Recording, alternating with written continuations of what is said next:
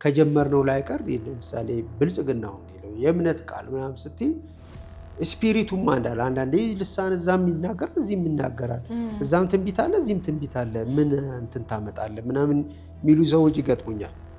አዎ ግን ስፒሪት የሆነ ልሳን ብቻ አይደለም ስፒሪት ተአምራት አይደለም the motive behindንም እኮ ነው ስፒሪት የሚባለው።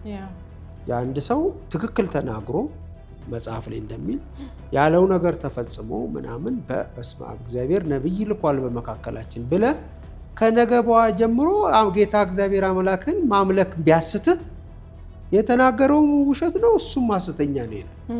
ጎሉ ኢንዳፑ እግዚአብሔርን እናመልከዋለን እግዚአብሔርን እንታዘዘዋለን ከተአምራት ጀርባ ለእግዚአብሔር ክብር እንሰጣለን እግዚአብሔርን እናዳምጣለን ነው የሚለው እና በእንደዚህ መለየታል። ሌላ ስፒሪት ነው ይሄ ሌላ ወንጌል ነው ሌላ ኢየሱስ ነው የሰማችሁት። መስቀልም አይወድ መከራም አይወድ ህዝብን ከልሎ ራሱን ደረቱን የሚሰጥ ጌታ አይደለም። እዛው አንድ ነገር ጫፋችሁን አይነካችሁ ገንዘብ ነው የፈለከው አሁን እንዲሰጣል በሽታ ነው እንትን ፈውስ ነው የፈለከው አሁን እንደዚህ አዳዲስ ኩላሊቶች ሰማይ ያሉ አዳዲስ እግሮች